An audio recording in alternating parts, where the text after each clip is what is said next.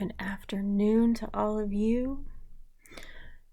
I need you right now. Cross your fingers, cross your eyes, cross your ankles, cross your legs. You know what? Scratch that.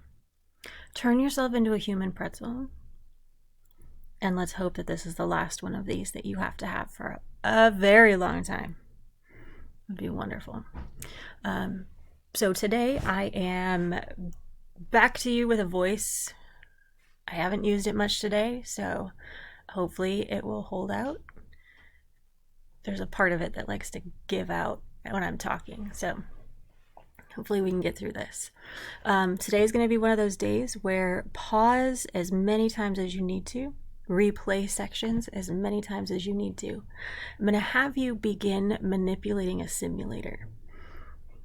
Now, you will only do like a free play, and then you're going to set the standard, and then we will finish this on Monday together. Okay, so you won't do all of the investigation with the simulator, but you will do one part of it. So let's get to business, because 15 minutes isn't very long. Remember, pause as many times as you need to, replay sections if you need to. None of that's a problem. All right, so in your notebook, I have some questions for you to consider that take you back to 2 days ago, because, well, yesterday I couldn't say anything, couldn't speak. I want you to respond to these questions in your notebook, continuing on from where you were at before. When you're done, come back, press play. All right, so the simulator that I told you we were going to talk about. Right here is some of the directions for that, meaning what the symbols stand for. So you'll notice that there are little orangutan heads with names. So like there's Ava and Louie, okay? Ken and Jax. Those are the orangutans that live in your rainforest, okay? And then there are non-fruit rainforest trees, these little starlight blobs that are pretty big. These rainforest fruit trees, these are the purple circles. If they're not purple, just go with it. Okay, remember, colorblind teacher. And then the black dots represent termites. So these are all very important elements to your orangutans. There are some rules for the simulator. And the link for this, by the way, is attached to my post below this lesson video. So you can follow it from there. None of them on the screen of the video you're watching will work. There are some rules here. Take a moment, please read those. What the purpose is of each of the elements that you were looking at on the other screen. Okay, and it also gives you some time frame. Please don't adjust any numbers or anything else. Just read, pause, and then come back.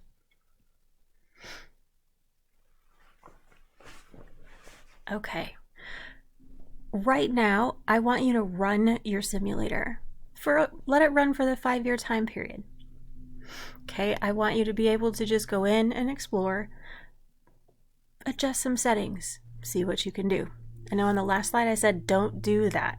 I didn't want you to then, because I don't know about you, but I get lost in all of the changes to those settings. So I need you to focus on just one task. And now we add a layer. I want you to go through and run the simulator just to see what happens. I want you to see how things interact. I want you to see the things that show up on the screen or disappear from the screen. Because when you start to run your investigation, it's easy to miss things if you aren't familiar with what the scenery, the landscape looks like ahead of time. Okay, so this is called just a free play. Go in, do your clicking, whatever you need to do to explore. Please don't get lost in this. Maximum 5 minutes. Because the rest of this will take you some time. Okay, so make sure you pause me, because I'm going to keep talking, because I got 15 minutes to get through this, right? I know you keep hearing me say that. All right, so you are going to need to, from whomever it is that is covering class, you're going to need to go get a copy of Why Do Orangutans Need So Much Forest Space? It is a 1-page document. It's just front and back. Okay, you need that. So, of course, pause me, go get it, come on back.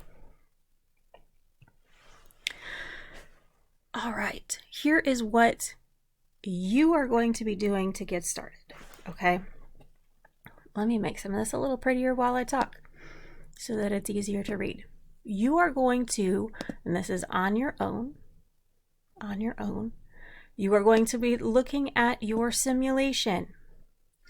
And you are going to have to pick an orangutan that you would like to follow for this first round, okay? Who is it that you want to be? Pick one. I don't care which one. A name that calls to you. Pick that one. Because they're all adorable.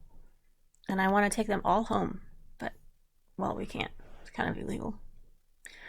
So you're going to figure out which orangutan you would like to keep as yours for the simulation. You're going to record that. Okay? Whoops. My page was a little too far down. So your orangutan that you are following is here. This is in that before the experiment section, right? And then that independent variable, I'm going to go back to that other slide so you can see it. And then you need to make a prediction. Okay? Remember, pause and go back and replay as many times as you need to. There are a lot of directions here. All right, I want you to go out to the simulation. There we go. That might be a little clearer. I want you to find an orangutan that is calling to you. Write down that orangutan's name. Record the independent variable. So that's the percentage of the rainforest is made up of fruit-bearing trees. And then make your prediction. Okay, pause, do that, and then come back. Okay, now it's time to make sure that we are conducting, that we're conducting the experiment. So this is experiment A. You're just going to keep moving down the front side of your paper, okay? You are going to run the experiment for its full 5 years. Make sure that you're keeping track of your orangutan throughout that time period. Pay attention to if it's harder for your orangutan to find food, if it's easier for your orangutan to find food. Pay attention to those factors as this progresses. All right, now that you are done with that 5-year run, you're going to record the amount of energy, the minimum, the maximum, and the average. So let me run down here. Okay, your observations during the simulation, that's where they went. If you didn't write them there, now's a good time to do that. And then your energy results. So your one orangutan, what was your ending energy amount? And then what about the minimum, the maximum, and the average for the entire population? Okay. Go ahead, do that. Come on back once you have it done.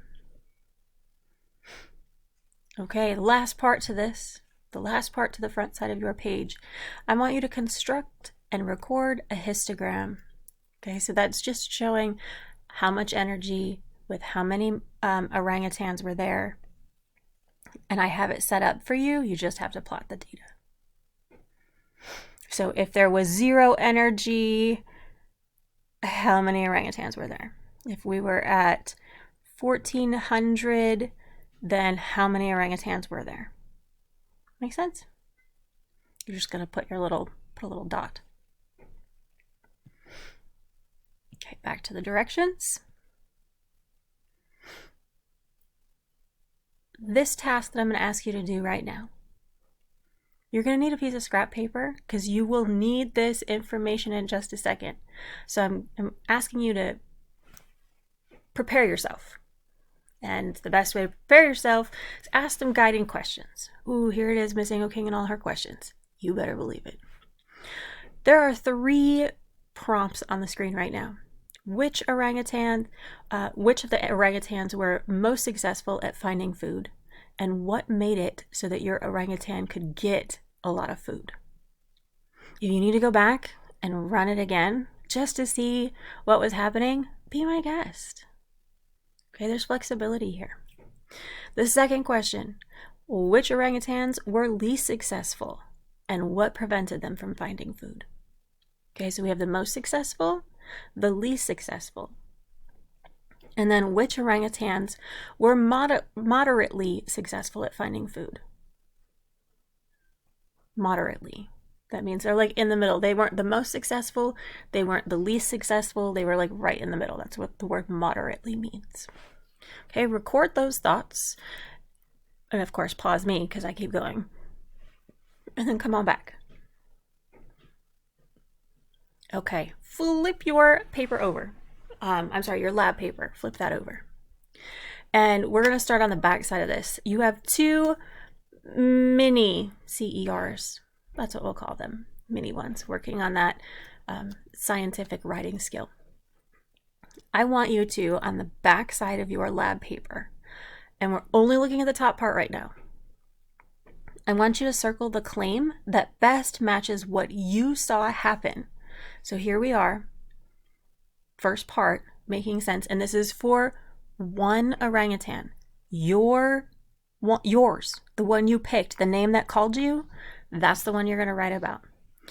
This is where I'm asking you, which one of these three, notice my orangutan is what starts this. We're not talking about the population.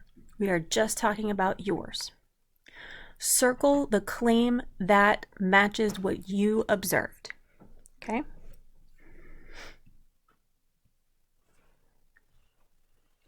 And then find data. So that's the information that you would have been recording. And remember that last slide that I told you, hey, look, keep it on a piece of paper? That's for number 3. Those factors that contributed to success or failure for the population, yeah, that goes for number 3. Okay, go ahead, fill that out, and then come on back to me.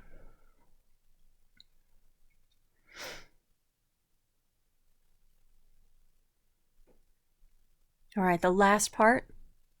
Now you're going to look at the orangutan population as a whole. Which one of those claims matches your results?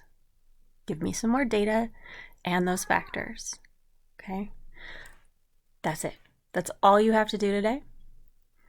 We will revisit the simulation on Monday, and we're going to take it a little bit further to see what happens when we start making some changes. Okay, that's when we talked about the independent variable way back at the beginning. This one here, the independent variable in an investigation, that's that factor or element that you purposefully change. And we're going to do that on Monday. We'll make those changes and see what happens to our orangutan population. But that's Monday. Don't worry about going on. Right now, just get through experiment A. Okay? And don't forget to turn yourself into a human pretzel so that hopefully I can make it back on Monday. Have a great weekend.